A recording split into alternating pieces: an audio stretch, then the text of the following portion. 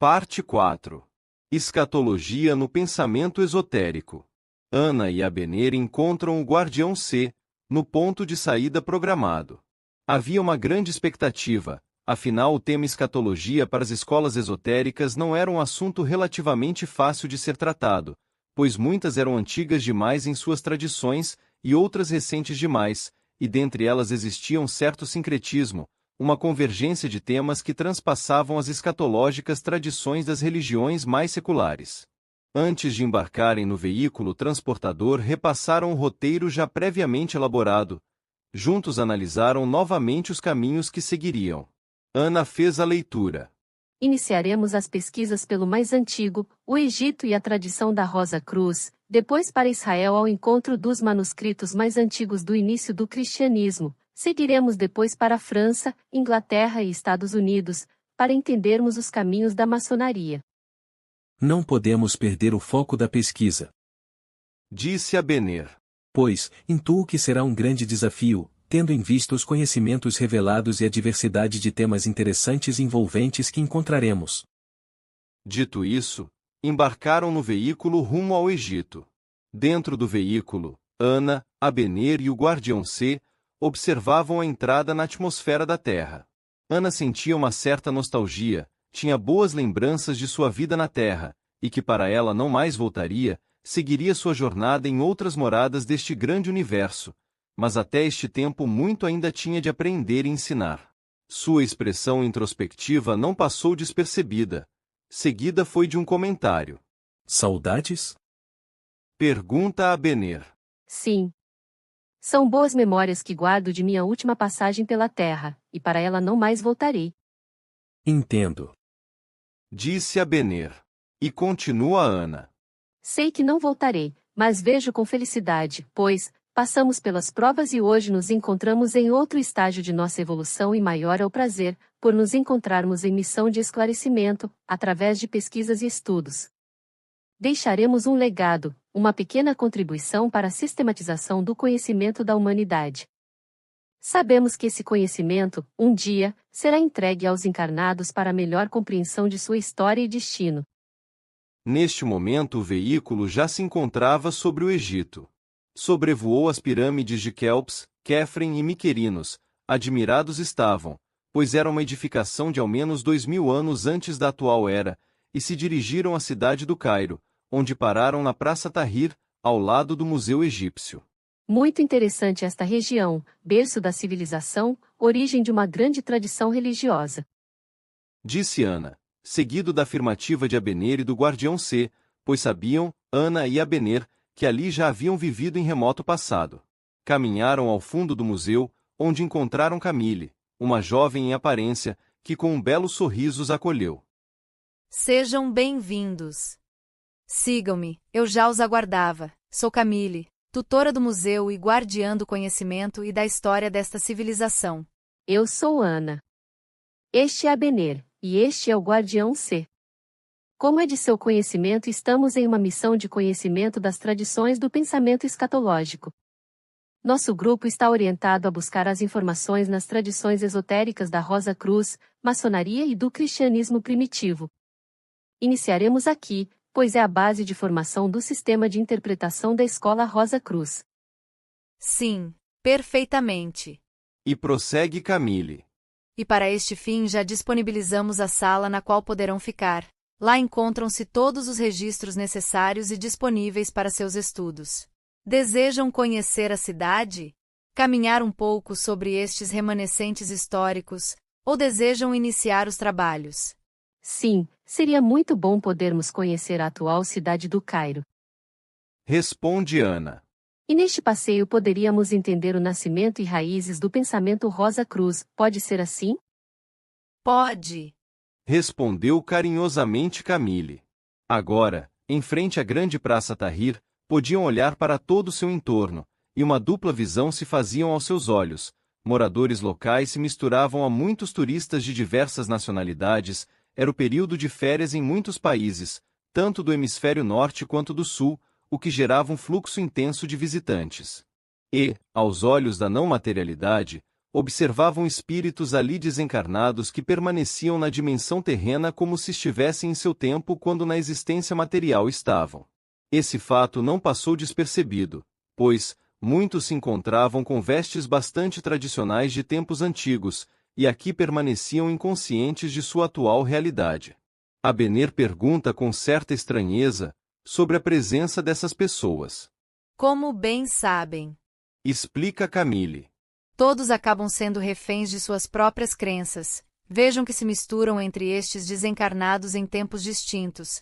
Aqui permanecem muitos da antiga civilização até as mais recentes, que apegados estão na inexistência de uma vida além do que já viveram na materialidade, e assim presos estão a esse tempo.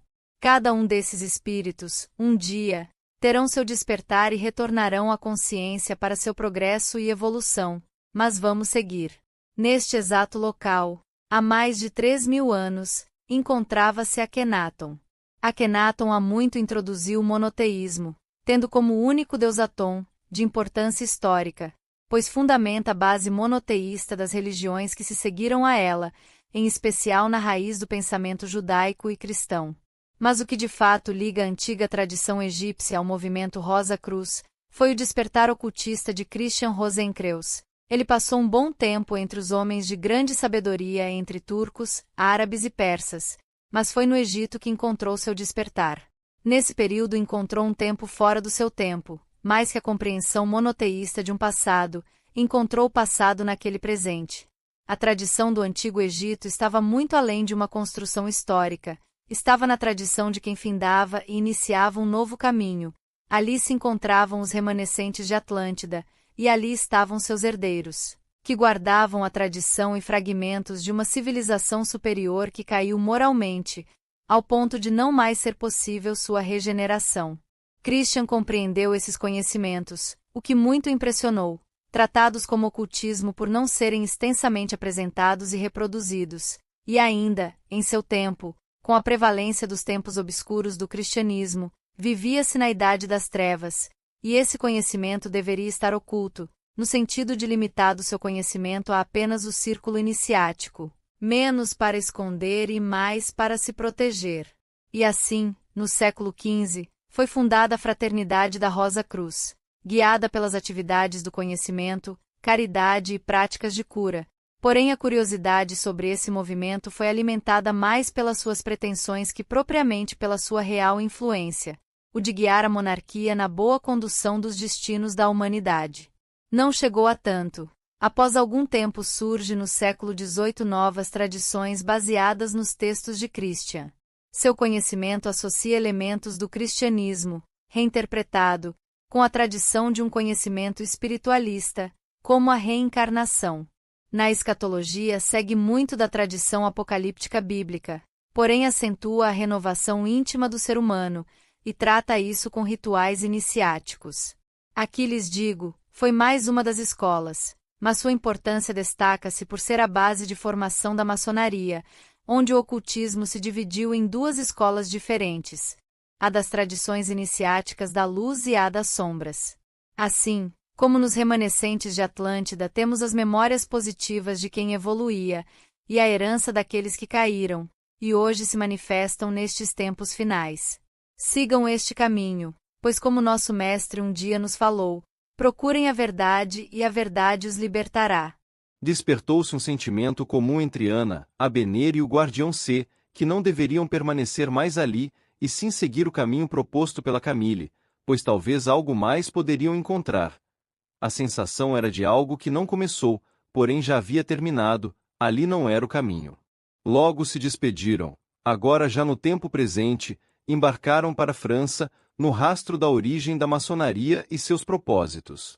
Em pouco tempo pousaram em Paris, em sua região periférica. Lá no século XIV encontrava-se a origem da primeira corporação de ofício, trabalhadores especializados, pedreiros, coureiros, ferreiros, alfaiates, trabalho autônomo especializado. Esses trabalhadores, diferentes dos servos, possuíam maior liberdade, podiam circular livremente, pois seus trabalhos eram demandados em muitos lugares. Ana, Abener e o guardião C. se dirigiram ao Château de Chantilly.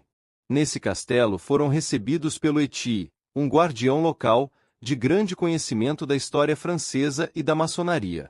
Sejam todos bem-vindos. Disse Eti.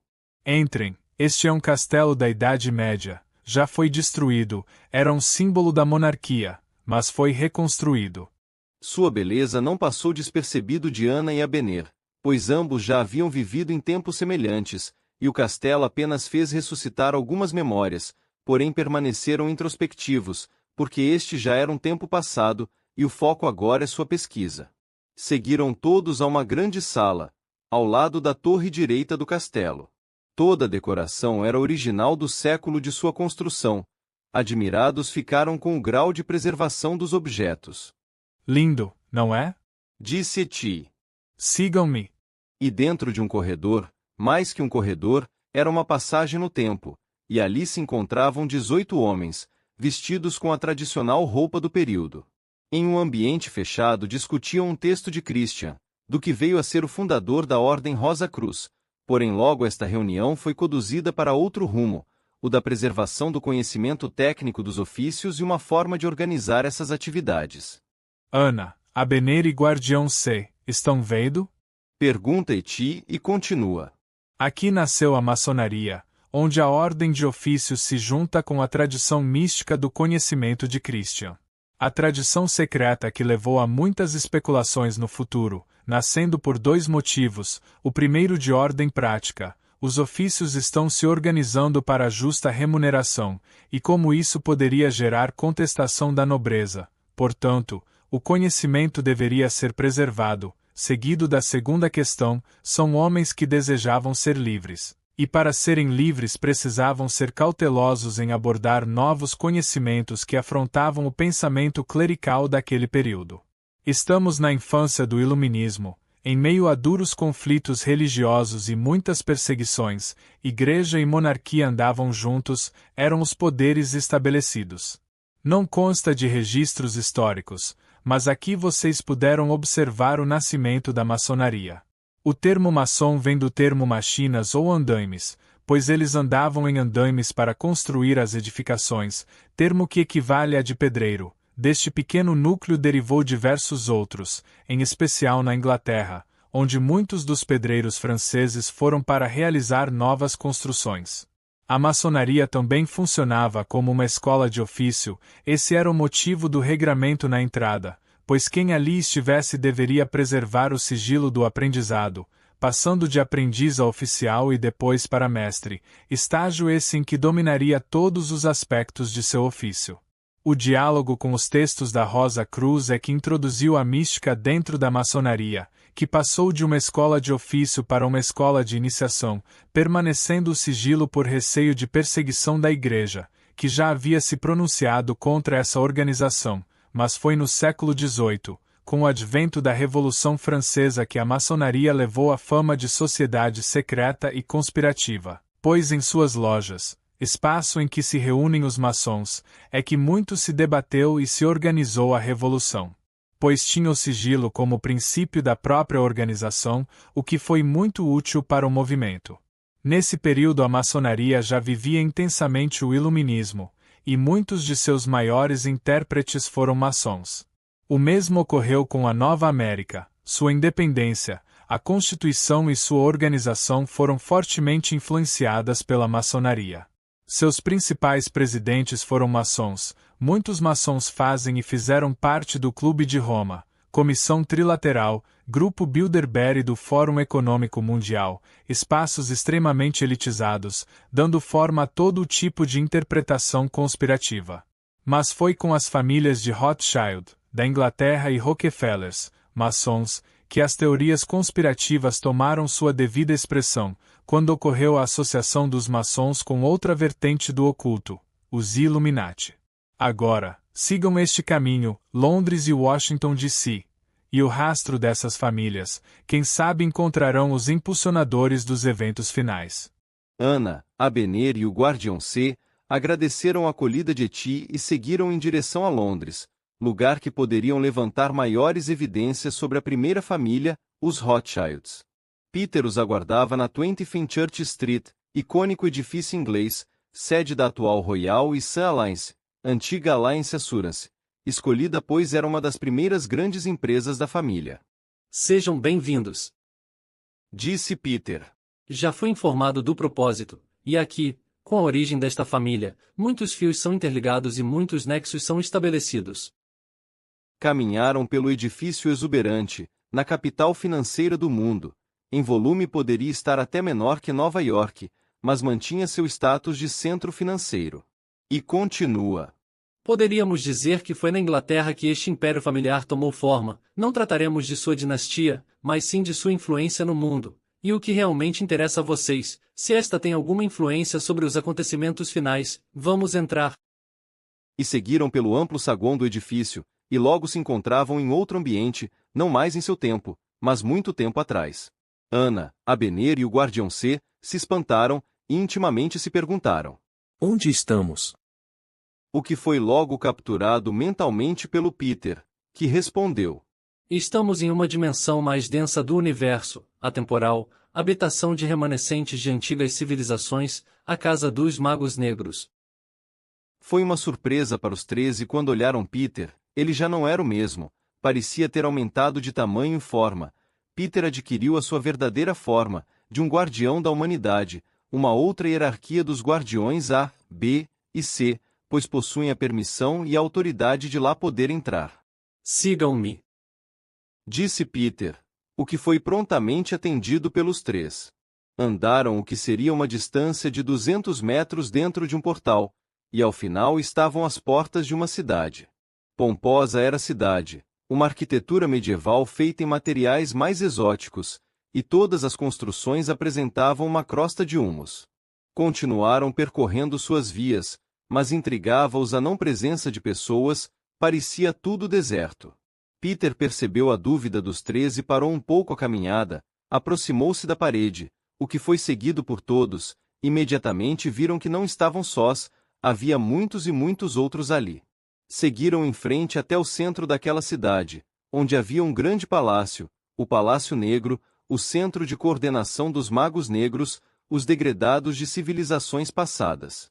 Foi uma surpresa para Ana, Abener e o Guardião C, mas não um espanto, e Peter o chama em um canto, e assim explica. Até aqui somos invisíveis a eles, mas agora seus equipamentos permitem nos identificar, portanto mas muito cuidado, mantenham-se juntos em frequência, esta gente é muito dissimulada, todo cuidado é pouco. Foi-lhes permitido, e aceito, falar com um dos líderes dos magos negros. O criador do conceito de sistema monetário, créditos e financiamentos, não é o único, mas o principal, e assim, vocês poderão saber diretamente dele, a história, relações e objetivos, se verdadeiro ou não, cabe a vocês, o filtro da verdade. Ao chegarem na entrada do edifício central, 2 seres exóticos, para não dizer outra coisa, lhes atenderam. Suas feições eram animalescas, eretos eram, mas pareciam lagartos, altos, esverdeados, pele deformada. O grande lhes espera, disse um deles, abrindo uma enorme porta, e em um grande corredor seguiram, não deixando de chamar a atenção a mobília e a decoração, tudo ligado a um tempo não vivenciado pela atual civilização, e ao final do corredor uma grande sala, e ao centro um grande trono assentado sobre uma plataforma acima do piso em torno de 1 metro, de tal maneira que se com ele quisesse falar teria que ficar olhando para cima o tempo todo. Lá encontrava-se uma figura imponente, coberta por uma túnica preta com um grande capuz, ao estilo clássico dos magos negros, mas quando bem observado poderia ver sua energia em decomposição. Algo já conhecido pelos 3, pois quando um espírito errante se recusa a reencarnar perde sua energia vital e começa a se degradar, pois a reencarnação é uma lei universal, e sem ela não há como sustentar seus corpos etéreos. O ser que havia lhes acompanhado os apresentou. Estão aqui os que o Senhor aguardava. Peço licença e me retiro. Apresente-se, disse o mago. Foi quando Peter os apresentou e informou seus propósitos. Sentem-se, disse o mago. Perguntem o que desejarem. Foi quando Ana tomou a iniciativa com a primeira questão. Estamos realizando uma pesquisa sobre escatologia no entendimento de sociedades esotéricas como a Rosa Cruz e a maçonaria, e suas compreensões nestes tempos finais. Sim, responderei com o maior prazer. Disse o mago. Porém, com uma pequena reparação, que tempos finais. Deveriam todos entender que não existe um tempo final. O que existe é uma criação imperfeita, em existência imperfeita, vivendo a imperfeição. Não somos criadores, assim como ninguém é o criador. Apenas existe o mito da criação. Hoje, neste planeta, integram-se muitas raças. Não existe um plano de evolução, mas uma constante guerra de conquista e domínio pelo universo. E isto deve ficar bem claro para cada ser humano, para vocês e para todos que um dia esta identidade assumirem. O que está em jogo é uma guerra final de domínio sobre a Terra e seus moradores. Nós não somos os inimigos, somos o exército da resistência, para que tudo fique como sempre foi. Não se trata de libertação, mas de manutenção do que foi, e é nosso domínio.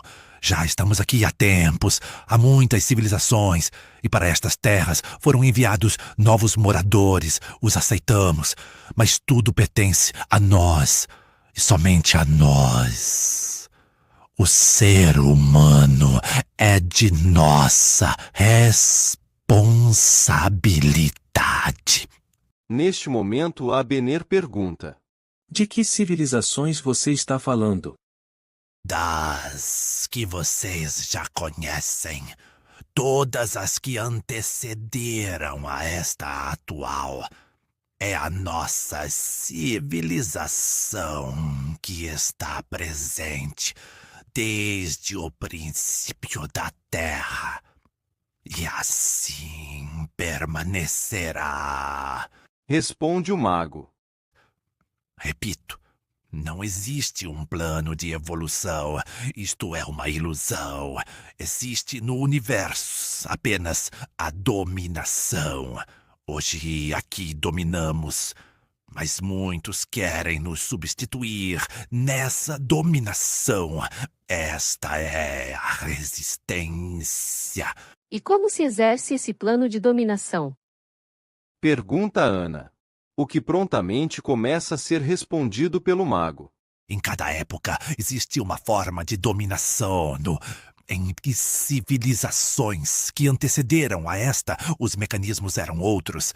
Na primeira civilização, realmente material, a genética e a energia foram os grandes fatores de domínio, com a mudança na natureza do ser humano e na sutileza dos corpos. Passou-se para a segunda experiência, que foi a do poder mental, que era infinitamente melhor que um artefato material como armas nos atuais dias. Tudo ocorre pelo mesmo motivo, a natureza do espírito, que é a ganância e o poder, o que move a existência. Virtudes são apenas estratégias de manipulação para controlar insurgentes. E repito, não existe plano de evolução. Isto não passa de uma forma de enganação do outro grupo, pois cada um possui sua estratégia de dominação. Sobre a dominação no plano material, poder e dinheiro, o que teria para nos contar, e se estes possuem vínculo com as sociedades secretas como a Rosa Cruz e a maçonaria? Pergunta Abener. Sim, vou lhe responder. Disse o mago. Mas antes, deixe-me esclarecer, e aqui repito, não existe plano de evolução, e sim de dominação. Aqui estão vocês realizando uma pesquisa, mas onde se encontram e a quem acreditam servir é apenas um lado daqueles que desejam, assim como nós, o domínio. Vocês podem até duvidar do que falo, pois este é o mecanismo da enganação. Passar por verdade o que não é. Assim como nós usamos esta técnica, aqueles a quem vocês dizem servir usam-na igualmente. Somos apenas faces de uma mesma medalha. Para compreender o que ocorre no meio físico do planeta Terra, devemos entendê-lo na sua integridade. O plano em que nos encontramos é o etéreo, onde guardamos nossa característica semimaterial. O plano da Terra é o material. A forma material existe antes da forma etérea, e não ao contrário, como muitos acreditam. Então, para podermos estar aqui, necessariamente estivemos no plano físico. A engenharia genética não foi capaz de eternizar a vida material. Os corpos se degradam organicamente, o que torna necessário esta transição entre corpos, o que se convencionou chamar de encarnação. Mas nada mais é que o ajuste entre o corpo verdadeiro etéreo com o corpo orgânico. E aqui outra mistificação criada, a do esquecimento. Não é um plano de evolução roda de samsara, ou outra coisa que o diga, que para as maiores religiões isso nem existe, mas apenas um defeito, pois a programação dos corpos orgânicos em breve terá a memória de seus antigos corpos. E será uma continuidade permanente, e não uma ilusão da evolução. Dito isto, passou a descrever a dominação, que é a essência do plano terrestre. O que move o ser humano é sua ambição, desejo de poder e riqueza, e não estão errados. No plano da existência material, isto é a realização humana, e nada mais. Ocorre que esta realidade e realização não podem ser para todos, pois existem os mais fracos e incapazes, e a estes, maioria, o legado do servir, estão para servir os melhores e mais aptos. Esqueçam a bondade, generosidade, amor, cooperação, solidariedade. Isso é apenas ideologia do outro lado. Como temos a nossa, eles possuem a deles. Tudo não passa de uma estratégia de dominação. Não existe o bem contra o mal. Existem os mais aptos que dominam e os menos aptos que são dominados. Do outro lado, a ideologia é a retórica do bem. Uma forma de captação dos dominados para seu lado, para o exercício de seu domínio. E onde entram as sociedades secretas neste contexto? Pergunta Ana. Não existem. Disse o mago, repetindo. Não existem. São sociedades culturais, ou mesmo clubes sociais. Esta talvez seja a melhor definição. E como qualquer clube, existe uma seletividade de sócios, pois nenhum clube é acessível para todos. Sociedades que vocês definem como secretas não passam de clubes. Clubes permitem livre adesão, não seria isto? Pergunta Ana. Depende. Responde o mago. Se no clube de Bilderberg todos pudessem aderir, não seria esse um clube. Para estar lá é necessário ser muito apto, estar no topo da dominação, muito diferente da maçonaria, onde encontram-se poucos, mas muito pouco de pessoas realmente dominadoras. Em geral são iludidas, pois acreditam estarem mais próximos dos que os dominam. Dito isto, vou expor a vocês os mecanismos de dominação e verão que não existe segredo. Não precisa existir segredo. O termo segredo é somente usado por aqueles que nada sabem e nada conhecem. E para estes, nada melhor que algo escondido, não revelado, oculto, para justificar a não revelação ou suposta guarda de informações e conhecimentos. Somente os muitos, mas muito ingênuos, caem nessa história. A dominação, ao contrário do que acreditam, não vem de algo externo à existência, mas da natureza da existência. Ambição pelo poder, dinheiro, domínio, conforto, consumo, luxo, enfim, muitos prazeres. Vocês poderiam afirmar que isso é uma externa imposição ou uma manifestação natural do desejo humano. Todo ser humano, à exceção dos que realmente são incapazes, física ou mentalmente, possuem esses desejos, poder e dinheiro para a realização plena de suas vontades. Existe algo errado nisso? Creio que não. É isto que move o progresso da humanidade. Isto é sua evolução, a realização plena das forças materiais da existência. O que ocorre é a inaptidão da maioria para esta conquista. E quem a conquista não abre mão dela. É simples assim. Para organizar essas conquistas dos mais aptos, alguns são merecedores de nosso conhecimento. E aí entramos no tema famílias e dinheiro. Vou falar do dinheiro e do sistema financeiro. As demais formas de domínio e controle, vejam com os nossos parceiros e irmãos de armas, petróleo e energia. No passado, era difícil trocar 1 quilo de carne por uma roupa. As trocas eram lentas e pouco justas. Sim, isto mesmo, justas, pois um ou outro se beneficiava. Foi aí que criamos a moeda, uma das mais belas criações dos magos para a sociedade. Uma ideia incrível, maravilhosa, excepcional. Minha criação. O dinheiro mudou o mundo, facilitou as trocas, a reserva de valores e a compreensão da equivalência de valores. Aqui digo, não foi o dinheiro, moeda. Hoje, conceitos distintos, mas ontem iguais, que mudou a natureza humana.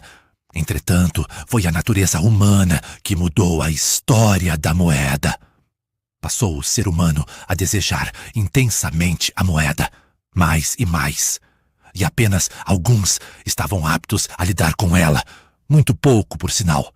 E estes, ao longo da história, tornaram-se nossos associados, ou simplesmente os executores de nossa criação. Quando a moeda se tornou prerrogativa de emissão do Estado, Reino, Império, passamos a orientar um novo estágio de sua evolução, como notas promissórias.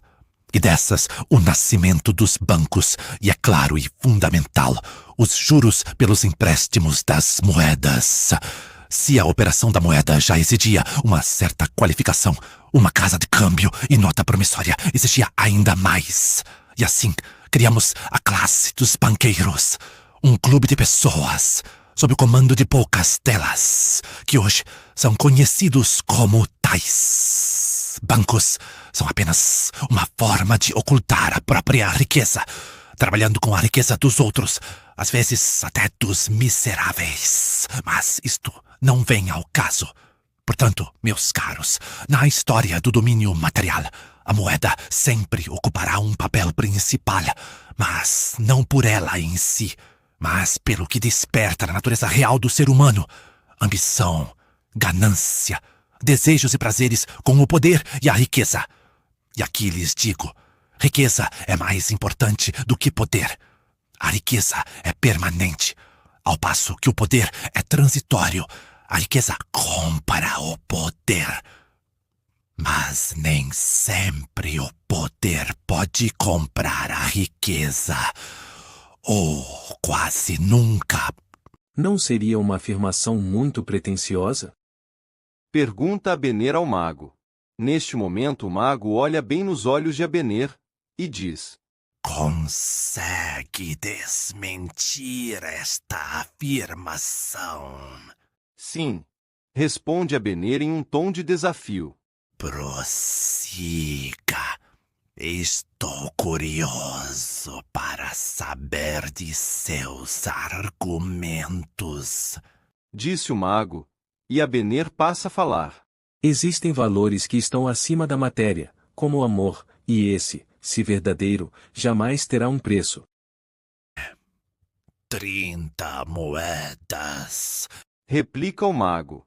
30 moedas. Este é o preço pago pela vida do seu Salvador. Na natureza humana, tudo tem seu preço. Esse é o preço do Salvador. E foi recebido não pelo seu detrator, mas pelo seu aliado. Para montar a farsa da ressurreição, lá estava a moeda, mas já pensaram que troca foi aquela? Pense. Se não existisse a moeda, teria Judas vendido a vida de seu Salvador. Jesus valia 30 moedas. Isso é muito ou pouco? E ainda teria toda esta repercussão caso seu Salvador não passasse pela paixão, sofrimento e ressurreição. Isso só foi possível pela presença de uma troca: 30 moedas. Então, sem essas moedas, não existiria a paixão de Cristo e a história não seria outra. Apenas mais um profeta dentre os demais profetas. Já se perguntaram o motivo da moeda estar ali como base de troca ou serviço prestado, que neste caso foi a delação por parte de Judas, de quem era o Jesus entre os ali presentes. Em não existindo a moeda, teria tudo isto sido o resultado da natureza humana. Não haveria uma troca, mas a natureza da traição ou mesmo da inveja, o que mais poderíamos atribuir a um gesto como esse? Muitas coisas, mas preferiram a moeda para sintetizar o desejo de todos. Quantos hoje na Terra, por muito menos, venderiam seu Salvador? Ou melhor, já vendem. Vejam suas igrejas tomadas por seres humanos, pessoas devotas. Vocês realmente acreditam nisso? Vejam a história da humanidade após a presença do Salvador, o seu Salvador. Em pouco tempo, esta fé já havia se juntado ao poder do Estado e do dinheiro. Estado e igreja eram uma coisa só e atribuem a nós esta responsabilidade. E o que movia essa fé? Dogma, uma pura interpretação humana dos acontecimentos, um livro duvidoso, ajustado aos interesses de seus pares, o Novo Testamento, que permanece até os dias atuais. E o que se fez igreja, uma santa inquisição, o clero julgando e condenando seus discípulos e não discípulos ao sofrimento de serem queimados na cruz da fogueira. E aqui digo, precisava nós estarmos lá. Somos nós que conduzimos isto. Lhes digo que não. É a natureza humana, não a nossa natureza, mas a humana, que perpetrou tudo isso por poder e dinheiro. Até este ponto, a história e a natureza da maldade não era nossa. Estava presente como essência do espírito humano. Sua natureza era o mal em si mesmo. Alguns se iludiam com isto, acreditando em uma evolução. Mas a realidade é que essa é a natureza humana e jamais deixará de ser, seguindo a história e o dinheiro por nós criado. Aqui abro uma pequena reflexão. Muitos de nós possuem natureza humana. Todo mago possui essa natureza. Outros que aqui estão não a possuem. São híbridos e não se encontram no plano físico. Mas nós podemos nos encontrar no plano físico. Os outros dependem de aliados. Nós não dependemos de aliados. Agimos diretamente. Antes de continuarmos, uma reflexão. Qual a serventia de atuarmos em sociedades organizadas, ditas secretas, sendo nós os idealizadores dos meios materiais de domínio na existência?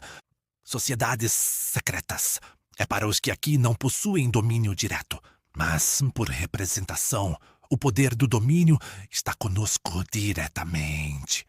Hoje temos magos comandando igrejas, indústrias, universidades, países e principalmente instituições financeiras. O dinheiro é o sangue que movimenta e dá vida à humanidade. Voltando ao tempo. Fim da Inquisição, entra em perspectiva a razão, o iluminismo, a usura na forma dos juros sobre empréstimos é, digamos, aceito até então por judeus, agora por cristãos e protestantes também. Naturalizaram, sendo novamente nossa criação, o conceito de capital, forma de circulação do dinheiro e sua reprodução. Sim, somos os criadores do capitalismo, um conceito radicalmente material de valores na existência.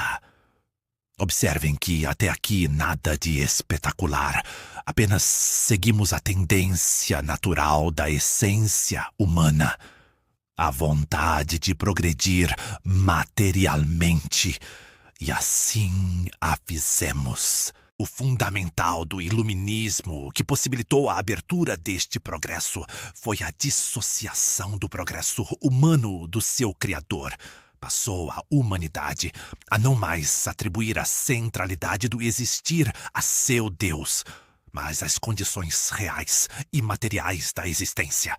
E agora, chegamos onde paramos. Com toda esta abertura de conhecimento, o que buscam os fiéis em suas igrejas? Poder e dinheiro. Pergunto, precisa de nossa intervenção, secretamente, organizadamente, para dominar a raça humana? Claro que não. Ela segue a sua natureza, que é materialista, individualista, egoísta e, no fundo, só deseja sucesso, poder e riqueza. Nós só criamos as condições para isso. E hoje, quem procura essas organizações, a maçonaria, por exemplo, é isso que busca. O resto é história. E a ascensão em seus graus nada mais é que a posição que ocupará para melhor se beneficiar destas relações sociais para si mesmo. Aqui paro de falar. Gostaria de ouvir algo de vocês. Abener se manifesta e pergunta. Estamos em uma fase final do ciclo planetário. A Terra e a humanidade devem ascender, está em transformação. O que você tem a dizer deste tempo, e o que isso tem em relação à interpretação escatológica de sua visão? Abener, Ana, guardião. Diz o mago. Não é novidade para nós. Já passamos por isso e passaremos novamente. Mas desta vez será diferente. Não por Deus, mas pela nossa vontade. Somos oriundos de Lemúria e Atlântida. Somos humanos, mas não somos da Terra. Para aqui viemos de muitos lugares. Eu acho que não gostam de nós. Isso que a Terra vivencia já ocorreu em outros lugares. Alguns onde nos encontrávamos. Assim como ocorreu aqui, na Terra mesmo, e lá nos encontrávamos. Vou lhes contar, Cocheiro e Orion, Capela e Rigel. Mas não se limitam a esses. No entanto, a presença dos degradados, em sua maioria, é dessas constelações. São tempos diferentes, mas com semelhantes desfechos. Capela e Rigel se estruturam de forma mais sutil que a Terra, mas não me cabe dar estas explicações. E lá, tanto em Rigel como em Capela, existia uma sociedade não humana muito avançada. Sua organização era superior à terrena, assim como seus conhecimentos e tecnologias. Mas existe uma coisa em comum em todo o universo: a natureza espiritual. No fundo, todo o espírito é soberbo. Se dizem que, como criaturas, somos a essência do Criador, então somos criadores. Não seria isso? E dessa forma, vemos que o universo dos espíritos se divide entre os que são isso e os que não são isso. Nós fazemos parte dos espíritos que são Deus. Se é nossa essência. Deus, eu sou, portanto, tenho todas as prerrogativas de ser Deus. E existem aqueles que não se veem dessa forma. São os servidores de Deus.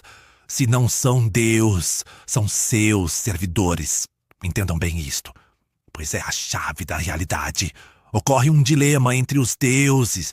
Se Deus eu sou, como posso conviver com outros deuses?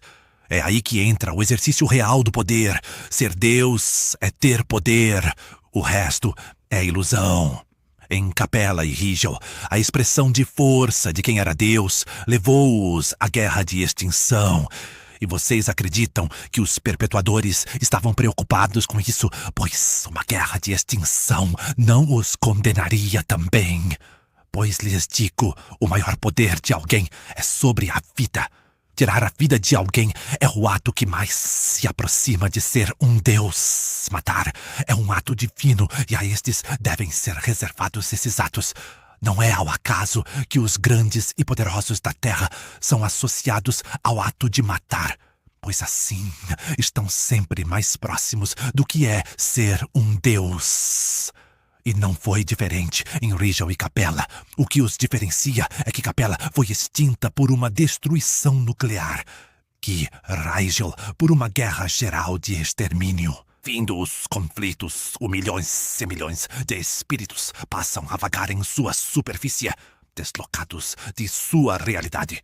Quando ocorreu suas capturas e o transporte para este sistema, alguns deuses não foram permitidos aqui ficar.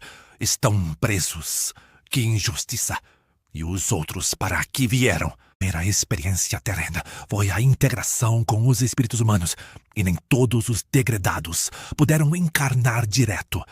Aguardaram o tempo para a adequação genética, que era demasiadamente distinta do ser humano. Passando a viver como ser humano, os degradados logo ascenderam ao poder, pois muito mais inteligentes eram do que a raça humana. A mitologia e deuses nasceram nesse período. Apenas os humanos nos olhavam como deuses. Pois, afinal, somos deuses. E onde existe mais de um deus, acaba por gerar conflito, pois Deus é somente um, e um só deveria existir. E um pouco antes deste confronto final, a Terra se deslocou, e o que existia não mais existiu.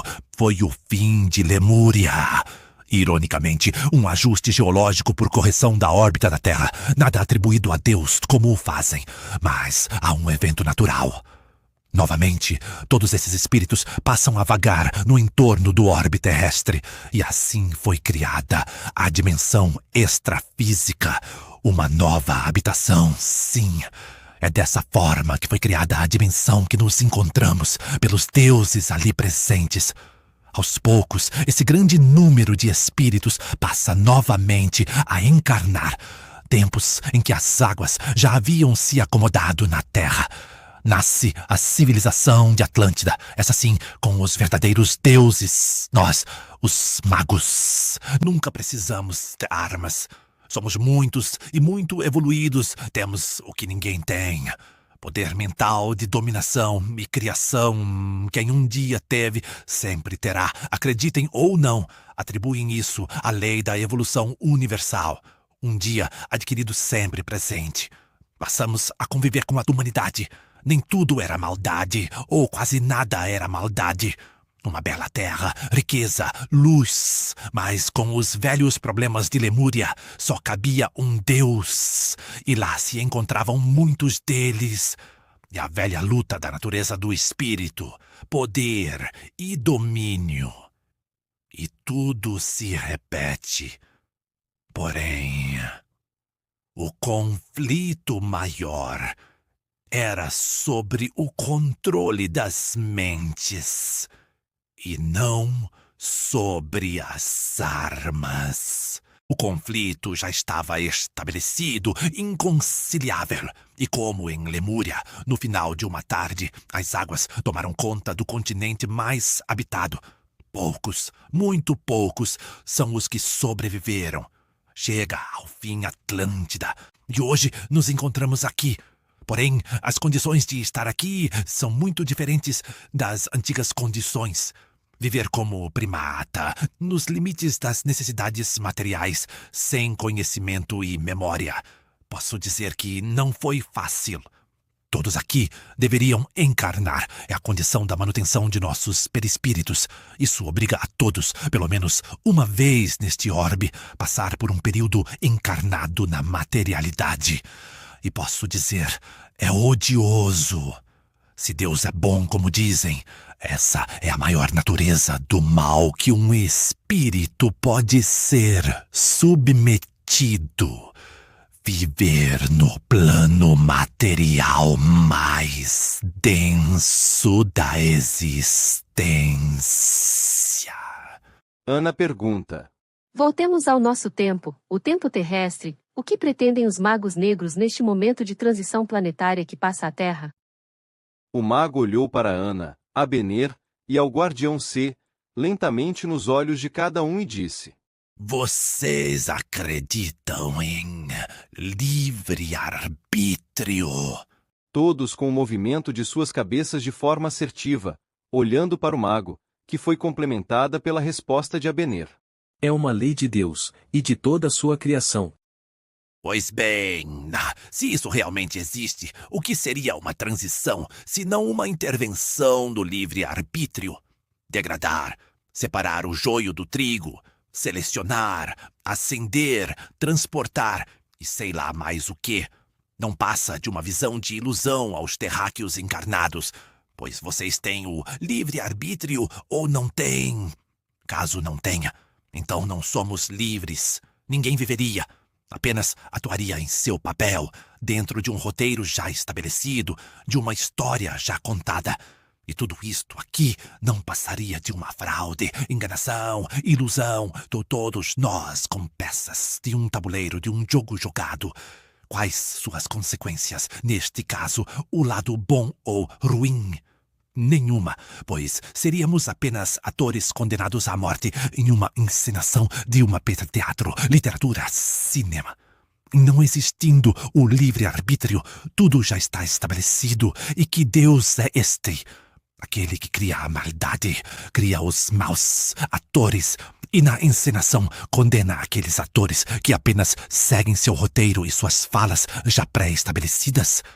Que Deus é este? Caso haja o livre-arbítrio, este não é o tempo para cada espírito realizar seu plano na existência. Cada um de nós pode realizar o plano de existência como desejar, pois isto é livre-arbítrio, porque seríamos punidos pela realização de nossas escolhas. Olhem para vocês, santinhos, e olhem para mim, mauzinho. Isto não é resultado de nossas escolhas. Se sim, por que da intervenção, limitação ou a existência de um plano de evolução?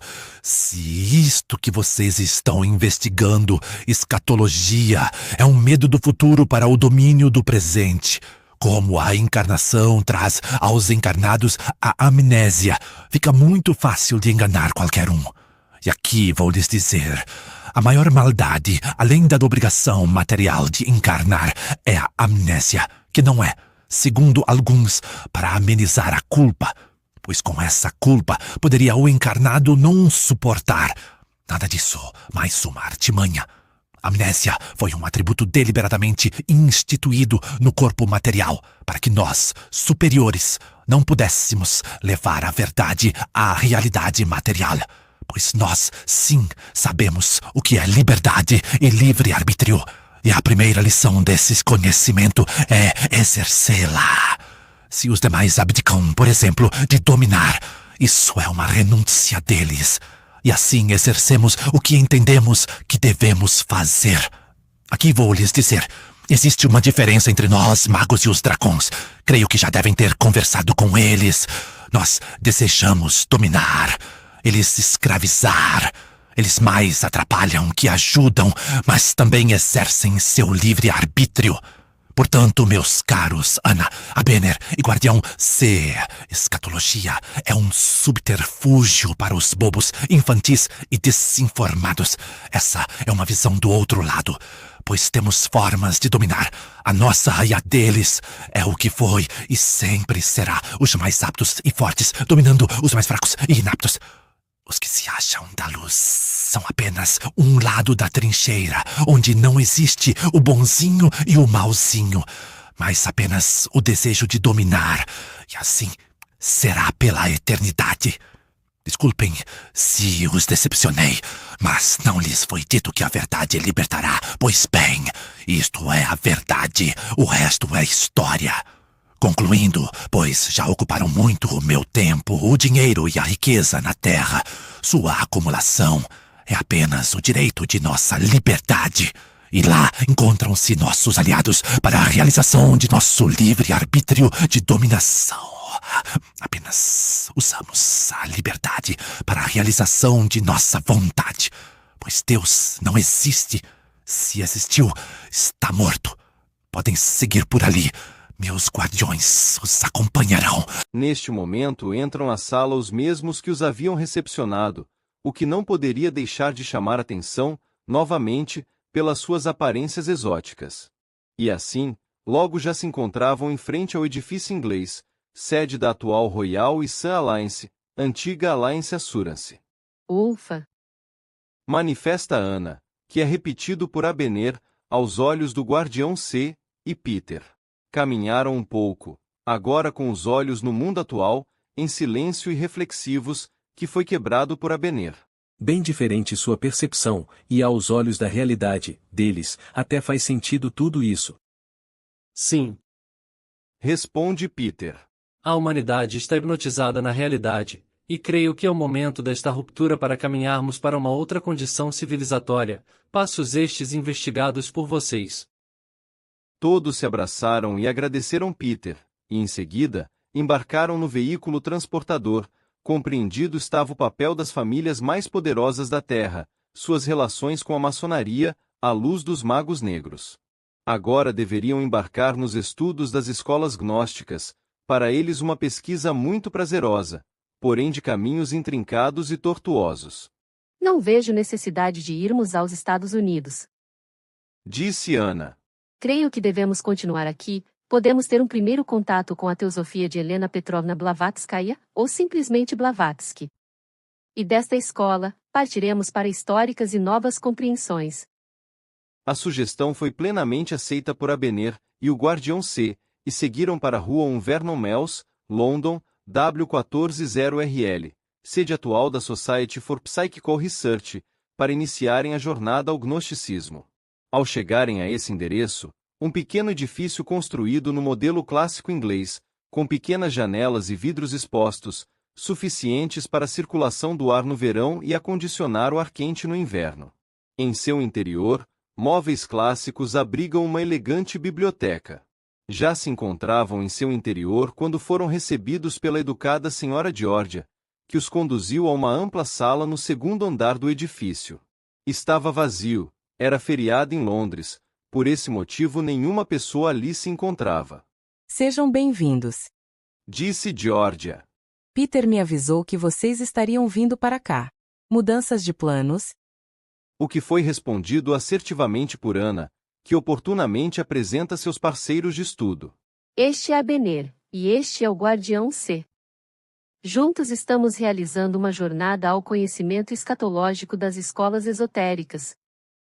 Imaginava isto. Disse Georgia. Aqui estiveram a Fá e Priscila, pesquisaram a influência de Blavatsky, porém recomendo que devam continuar na linha histórica do pensamento gnóstico, mas pela tradição dos primeiros cristãos. Para este fim já falei com Danúbia, ela está esperando-os no Egito, especificamente na aldeia de Nag Hammadi, que um dia foi chamada de Kenobósquio, na antiguidade. É para lá que devem ir. Ana, Abener e o Guardião C agradecem Georgia e retornam ao andar térreo. Na rua já se encontrava o veículo transportador, e de lá se dirigiram ao Egito.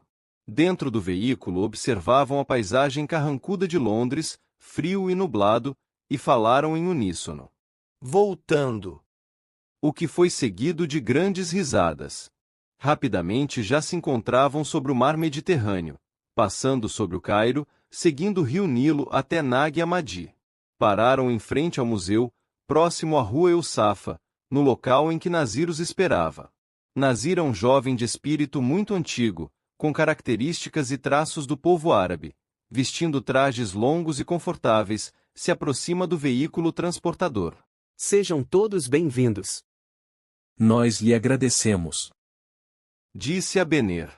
Falo em meu nome, no Diana e do Guardião C, pelo pronto atendimento, pois mudamos de rumo para aprofundarmos a compreensão do pensamento das comunidades primitivas, em especial os primeiros gnósticos e suas tradições. Estou aqui para servir meus irmãos.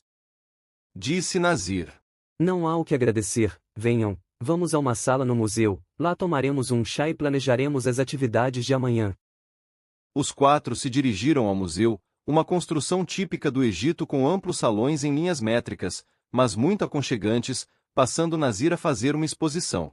Amigos, exploradores do futuro aos olhos do passado, amanhã iremos até o local de encontro dos manuscritos gnósticos encontrados em 1945, pelo camponês Mohamed Ali Sama.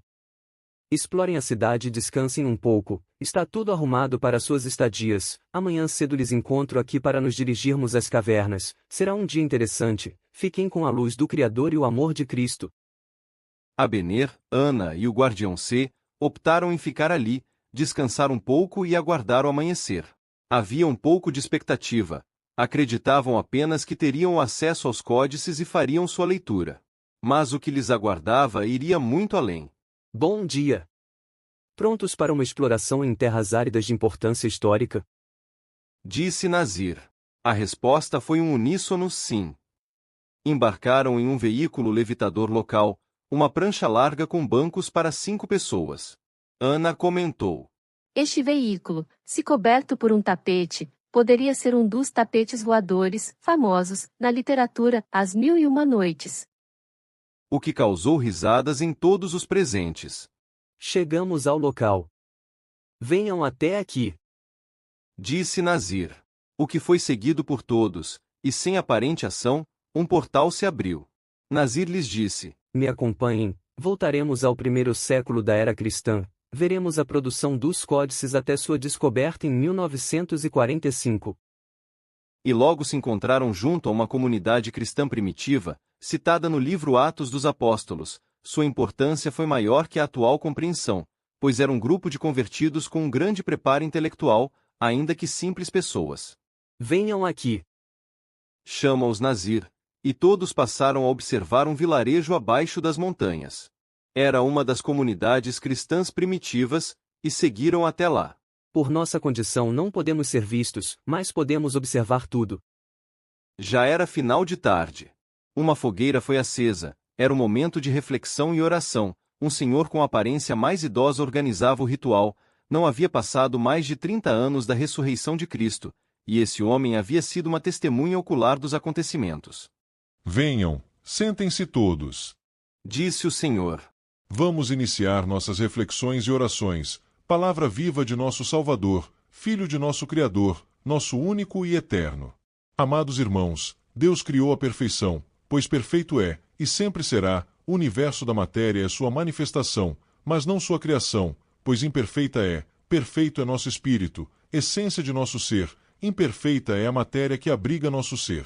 Somente a verdade liberta, e a verdade é nossa essência que supera os limites da matéria. É o que Jesus nos ensinou, é o caminho que devemos percorrer.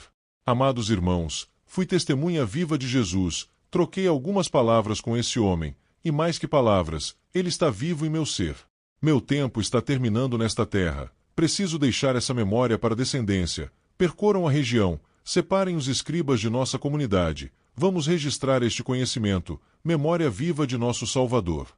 E desta ordem, um grupo de escribas da própria comunidade e alguns convidados se juntaram a eles, iniciando, diligentemente, a escrever os códices, noites e noites de relatos e dias de escritas. São mais de 100 códices produzidos em ordem cronológica dos primeiros 50. Os demais são de natureza reflexiva da ordem e do universo. Nazir olhou para Abener, Ana e o guardião C, e disse. Estão testemunhando o nascimento dos códices, conhecidos atualmente como Biblioteca de Nag Hammadi, ou o que restou deste trabalho, a origem do gnosticismo cristão, ainda que este termo não tenha sentido nesta época, somente mais tarde. Vamos aguardar aqui. Nesta noite poderemos ver as interpretações desta compreensão de Cristo e seus primeiros seguidores, não alinhados ao que de institucional ocorreria nos séculos seguintes. Mas antes de acompanharmos o nascimento desses códices, devo-lhes algumas explicações. O termo gnosticismo como conceituado essas obras, não existia inicialmente.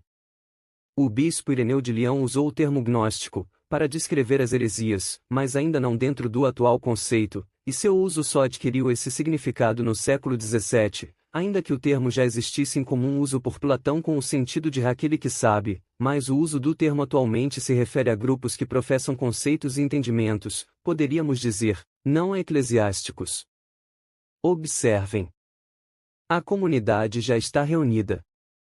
Quando neste momento o senhor idoso passa a falar. Eu vivi com Jesus, acompanhei em sua caminhada, e muito aprendi. É minha obrigação deixar estas memórias, o que ouvi e de quem ouvi, assim como a nossa comunidade deve deixar para a existência a prática de viver em Cristo, pois assim deve ser compreendido o homem Jesus. Irmãos, aqui unidos em Cristo, após a ressurreição, Tiago acompanhei, e tudo aqui dito deverá ser registrado. Falo isto em memória do Salvador. Todos os dias estaremos aqui reunidos, a comunidade e os escribas, e o que aqui for relatado deverá ser compreendido por todos, e gravado em papiros. Irmãos, repetimos aqui a prece do apóstolo Paulo. Redentor da humanidade, a ti a nossa devoção, Filho ungido, presença viva do Criador, presença viva em nosso coração. Prostramo-nos diante de ti, que o caminho nos ensinou, sol que nos ilumina, estrada de nosso caminhar. Conceda-me sua misericórdia. Meu Redentor, redima-me, pois eu sou seu, venho diante de ti. Você é meu entendimento, eleva-me. Você é minha casa do tesouro, abra-te para mim. Você é minha plenitude, leva-me contigo. Você é meu repouso, conceda-me a palavra perfeita que não pode ser apreendida. Eu invoco aquele que é desde o princípio exaltado sobre todo nome, em nome de Jesus Cristo, Senhor dos senhores, Rei dos séculos. Conceda-me seus dons, e não se arrependerás, através do Filho do Homem e do Espírito Auxiliador da verdade. Dê-me autoridade quando te pedir, conceda cura para meu corpo quando vos peço através do mensageiro da salvação, e redima minha eterna alma de luz e meu espírito. E o primogênito da plenitude da graça seja revelado em meu entendimento.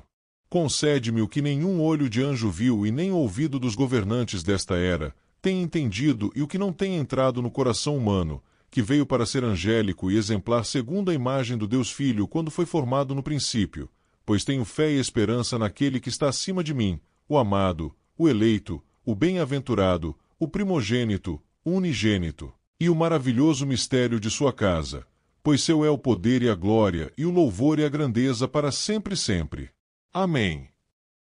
Irmãos, devemos crescer em nossos exemplos e conhecimentos, bebemos na fonte dos exemplos de Cristo e no conhecimento da filosofia universal. Devemos entender a dual realidade e existência, essência e substância, o demiurgo, Deus Criador, arcontes, mônada. Deus é perfeito, o mundo material é imperfeito, mas benévolo na medida do que o limite material nos permitir.